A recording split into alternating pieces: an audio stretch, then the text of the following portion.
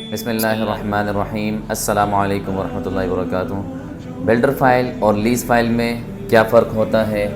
मैं हूं हामिद और आप देख रहे हैं मेरा YouTube channel Al Noor estate properties.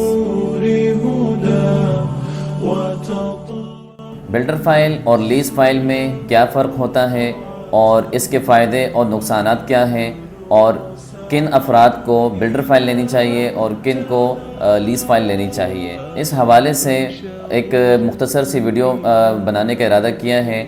और ये एक इन्फॉर्मेशन सीरीज़ की ही वीडियो है। जिस तरह मैंने पहली वीडियो में बताया था कि आपको कि हम एक इन्फॉर्मेशनल सीरीज़ स्टार्ट कर रहे हैं, जिसमें हम इंशाल्लाह डॉक्यूमेंटेशन के हवाले से और लीगल और इल्लीगल चीज़ों के हवाले से हम आपको इंशाल्लाह गाइड करेंगे। तो ये उसी सीरीज़ की एक वीडियो है। तो इसमें हम इंशाल्लाह आपको एक अच्छी इन्फॉर्मेशन देंगे। तो आपसे रिक्वेस्ट है कि इस वीडियो को एंड तक ज़रूर देखिएगा, ताकि कोई ऐसी बात आपसे मिस ना हो जाए जो कि आपको पता ना हो। और इंशाल्लाह ये वीडियो देख कर के आपको बहुत फ़ायदा होने वाला है। तो शुरू करते हैं बिल्डर फ़ाइल से। तो बिल्डर फ़ाइल का मतलब ये होता है कि एक बिल्डर आपको ज़मीन के मद में एक फ़ाइल प्रोवाइड करता है। मैं एक मिसाल आपको देता हूँ, तो उससे इंशाल्लाह आपको अच्छे तरीके समझ में आ जाएगा कि एक अली नामी बिल्डर ने 10 एकड़ की ज़मीन ख़रीदी फॉर एग्ज़ाम्पल, और उसने उसमें 120 गज़ की प्लॉटिंग करके NOC वगैरह ले करके आगे सेल कर दिया। अब जो 120 गज़ का प्लॉट उसने जो सेल किया है, तो प्रूफ के तौर पर वो कुछ डॉक्यूमेंट्स वगैरह तो प्रोवाइड करेगा, लाजमी से बात है। तो उसमें जो डॉक्यूमेंट्स प्रोवाइड करेगा, जो फ़ाइल वो देगा, तो उस फाइल में कुछ पेजेस होंगे, 3-4 पेजेस होते हैं। मैं आपको बता देता हूँ। एक होता है एप्लीकेशन फॉर्म। जब आप फ़ाइल लेते हैं, जब आप प्लॉट लेने का इरादा करते हैं, तो बिल्डर आपसे एक फ़ॉर्म फिल करवाता है, तो उसमें आपकी सारी इन्फॉर्मेशन होती है। एक वो एप्लीकेशन होगी। इसके अलावा अलॉटमेंट लेटर होगा। अलॉटमेंट लेटर का मतलब ये है कि आपके नाम पर ये प्लॉट अलॉट कर दिया गया है। दूसरे नंबर पर आपकी जो चीज़ होगी वो है साइट प्लान। इसमें ये चीज़ें होंगी कि ये प्लॉट की डायमेंशन क्या है। जैसे फॉर एग्जांपल 120 गज़ का जो प्लॉट होता है, उसकी डायमेंशन होती है 24 बाय 45। तो उसमें मेंशन होगा कि ये 24 इसका फ्रंट है और 45 इसकी डीप है, और इसके लेफ़्ट साइड पर कौन सा प्लॉट है, राइट साइड पर कौन सा प्लॉट है, जो भी चीज़ें हैं तो वो उसके अंदर साइट प्लान में मेंशन होती है ये चीज़ें। फिर आ जाता है उसके बाद पोजीशन लेटर। पोजीशन का मतलब ये होता है कि आपको उस ज़मीन की पोजीशन दे दी गई है, आप उस पर अपना घर बना सकते हैं। और इसके अलावा एक और चीज़ आपको दी जाती है, वो होता है क्लियरेंस सर्टिफिकेट। क्लियरेंस सर्टिफिकेट का मतलब ये होता है कि आपने जो ड्यूज़ थे, आपके जो वाजिबात थे, आपने वो सारे अदा कर दिए हैं। अब आपके ज़िम्मे बिल्डर के कोई ड्यूज़ बाकी नहीं रहा, और अब आप अपना घर बिल्कुल बना सकते हैं और बिल्कुल आप जो है उस पर कंस्ट्रक्शन कर सकते हैं। इसके ज़रा नुकसान भी बता दूं कि अब अगर फॉर एग्ज़ाम्पल जो बिल्डर है जिससे आपने प्लॉट परचेज़ किया है, वो बिल्डर अगर 2 नंबर है, मतलब फॉर एग्ज़ाम्पल उसकी नीयत में कुछ खोट है और ठीक नहीं है बिल्डर, तो वो ये भी कर सकता है कि जो आपको फ़ाइल प्रोवाइड की है, मुमकिन है वही नंबर वो किसी और को भी अलॉट कर लें, और जो आपकी फ़ाइल है उसकी डुप्लिकेट फ़ाइल भी निकल चुकी हो। तो इस सिलसिले में बड़े मसले मसाइल होते हैं। जो बिल्डर फ़ाइल प्लॉट होते हैं, तो आप ऐसे बिल्डर से परचेज़ करें कि जो कि एक नंबर बिल्डर हो, जो कि रिनाउंड बिल्डर हो, जिसका पूरे एक शहर में एक नाम हो। जैसे फॉर एग्ज़ाम्पल मैं एक मिसाल दे रहा हूँ आपको। इस तरह तो बहुत सारे अच्छे बिल्डर्स मौजूद हैं। जिस तरह फॉर एग्ज़ाम्पल हनीफ गौहर साहब हैं, जो कि गौहर ग्रुप ऑफ कंपनीज़ के हेड हैं। तो माशाल्लाह बहुत अच्छा काम कर रहे हैं, और इनके जो सोसाइटीज़ है, जितने भी सोसाइटीज़ इन्होंने लॉन्च किए हैं, जिस तरह गौहर ग्रीन सिटी है, तो कोई डुप्लिकेशन, कोई इस तरह डुप्लिकेट फाइल्स इस तरह इन्होंने नहीं निकाली है, और माशाल्लाह जो कमिटमेंट किया है, कमिटमेंट पर पूरा उतरे हैं। तो इसीलिए मैं मशवरा यही देता हूँ कि आप हमेशा ऐसे बिल्डर के साथ काम करें और ऐसे बिल्डर से फ़ाइल और प्लॉट परचेज़ करें कि जिसका आपको पता हो कि ये धोखा नहीं देगा और ये एक अच्छा बिल्डर है, और जो कमिटमेंट कर रहा है उस कमिटमेंट पर पूरा उतरेगा। तो हमेशा ब्रांड पर पैसा लगाएं, मेरा यही मशवरा है आपको। क्योंकि जब आपको पता है कि भाई ये लीज़ नहीं है, क्योंकि लीज़ में होता है कि आप गवर्नमेंट से लिंक हो जाते हैं, जबकि बिल्डर फाइल में ये होता है कि आपका जो डायरेक्ट लिंक है आप बिल्डर के साथ होगा, और जो भी मामलात होंगे आपके वो बिल्डर के साथ ही होगा। अब बिल्डर अगर फॉर एग्जांपल आपके पास ट्रांसफ़र फ़ीस ज़्यादा कर दे, कम कर दे, जो भी करे वो बिल्डर के उस पर है। अच्छा, एक और भी मशवरा आपको मैं दूंगा कि जब भी आप फाइल या प्लॉट परचेज़ करने जाते हैं किसी बिल्डर के ऑफिस से, आप उनसे ये कहिएगा कि भाई मुझे इसके जो डॉक्यूमेंट्स, अगर आपको डॉक्यूमेंट्स रीड करने आते हैं तो वेल एंड गुड है, अगर आपको रीड नहीं करने आते हैं तो आप किसी ऐसे डीलर से फ़ाइल या प्लॉट परचेज़ करें जिस पर आपको एक एतमाद हो, या फिर किसी ऐसे बंदे को लेकर के जाएं कि जिनको डॉक्यूमेंट्स रीड करना आते हों। तो आप उनके पास जाकर के उनसे ये कहें कि भाई मुझे आप जो इस ज़मीन के डॉक्यूमेंट्स है वो सीन करवा दें, या फिर मुझे आप इसका सर्वे नंबर दे दें। सर्वे नंबर क्या होता है कि ऐसी ज़मीन जो कि जद्दी पुश्ती चलती आ रही हो, अंग्रेज़ों के दौर से जो ज़मीनें चलती आ रही हो वो पक्की ज़मीनें होती हैं और इस पर कोई भी हाथ नहीं डाल सकता है और बिल्कुल ऑथेंटिक ज़मीन होती है। सर्वे लैंड की मैं बात बता रहा हूँ, ना क्लास सर्वे लैंड नहीं, सिर्फ सर्वे लैंड की बात बता रहा हूँ। और क्योंकि जो अच्छा बिल्डर होता है वो हमेशा एक अच्छी ज़मीन एक्वायर करके और आगे लोगों को सेल करता है। फॉर एग्ज़ाम्पल अगर एक अच्छा बिल्डर है तो वो हमेशा यही कोशिश करेगा कि भाई मैं एक सर्वे लैंड परचेज़ करूं, और सर्वे लैंड परचेज़ करने के बाद उसको मैं जो सर्वे लैंड होता है फॉर्म 7 पर होता है, तो फॉर्म 7 से फिर मैं उसको कन्वर्ट करूं फॉर्म 2 पर और फिर मैं उसको आगे सेल करूं, क्योंकि उसके बाद ये होता है कि फिर वो आगे लीज़ दे सकता है जो एंड यूज़र है जिन्होंने परचेज़ किया है प्लॉट।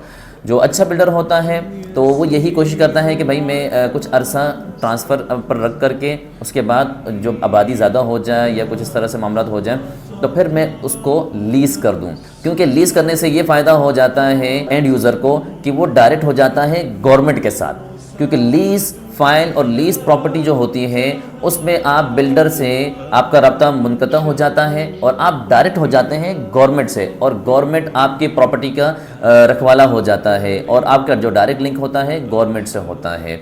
जबकि बिल्डर फाइल में मैंने आपको बताया कि भाई आपका जो लिंक होता है वो बिल्डर से होता है। अच्छा, एक और बात बताऊँ आपको कि जब आप बिल्डर फाइल परचेज़ करें आप उनसे ये कहा करें कि भाई आप जो फ़ाइल बेच रहे हैं तो मुझे इसकी एनओसी दिखाइएगा, आपके पास एनओसीज़ अवेलेबल हैं इसकी। तो अगर वो आपको एनओसीज़ नहीं दिखाता है या कोई मसले मसाइल होते हैं तो इट्स मीन दैट कि समथिंग इज़ फिशी, मतलब कुछ मसले मसाइल हैं उसके अंदर।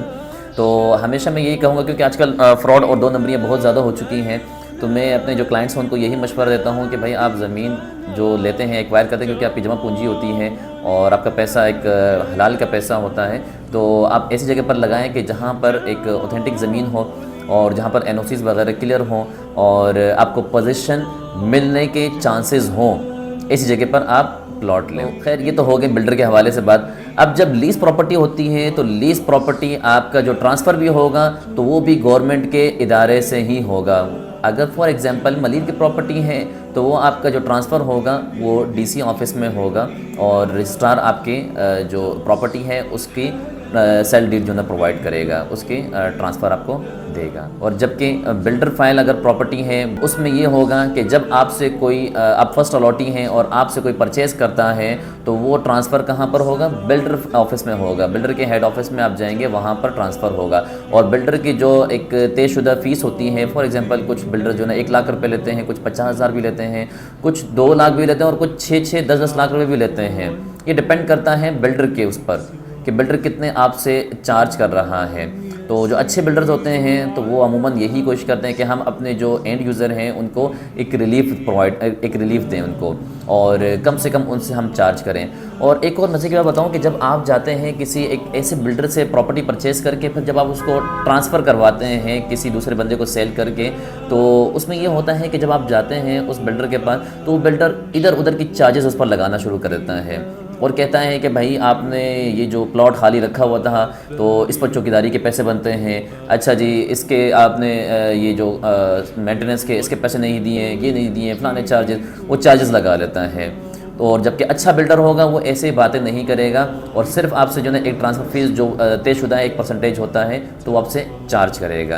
ये मैं बिल्डर के भी बारे में आपको बताता जा रहा हूँ ताकि जो ना आपको एक डिफरेंस क्रिएट करने में आसानी हो एक अच्छे और बुरे बिल्डर्स के दरमियान में। जो इन्वेस्टर्स हज़ारात होते हैं तो वो अट्रैक्टिव होता है बिल्डर फाइल उनके लिए, क्योंकि उसको वो कुछ अर्सा रख करके आगे सेल करते हैं तो उसमें ट्रांसफ़र करने में आसानी होती है, ट्रांसफ़र भी जल्दी हो जाता है। जबकि अगर लीज़ प्रॉपर्टी होती है तो लीज़ प्रॉपर्टी को ट्रांसफ़र करने में बहुत टाइम लगता है।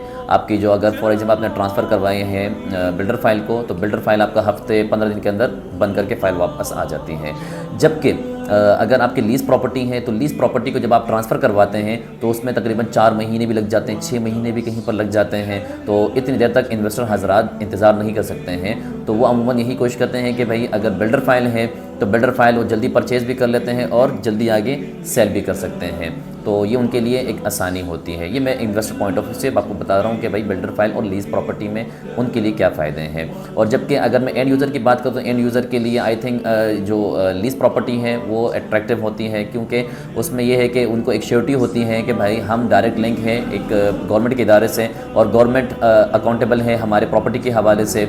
और कोई भी चीज़ होती है, कोई भी XYZ कोई मसला होता है तो गवर्नमेंट हम गवर्नमेंट से पूछ सकते हैं। गवर्नमेंट के इदारे हमें अकाउंटेबल हैं हमारी प्रॉपर्टी के हवाले से और वही रखवाले हैं हमारी प्रॉपर्टी के, क्योंकि जब वो आपसे टैक्सेस वगैरह चार्ज करते हैं, एक आपसे ट्रांसफ़र फ़ीस चार्ज करते हैं, तो लाजमी सी बात है तो जो आपकी प्रॉपर्टी है तो वो प्रॉपर्टी भी गवर्नमेंट उसकी लुक आफ्टर करती है। बात एक अहम बात कि जो लीज़ प्रॉपर्टी होती हैं उस पर मॉर्गेज भी हो जाता है और इसके अलावा बैंक लोन्स की भी फैसिलिटी अवेलेबल होती है।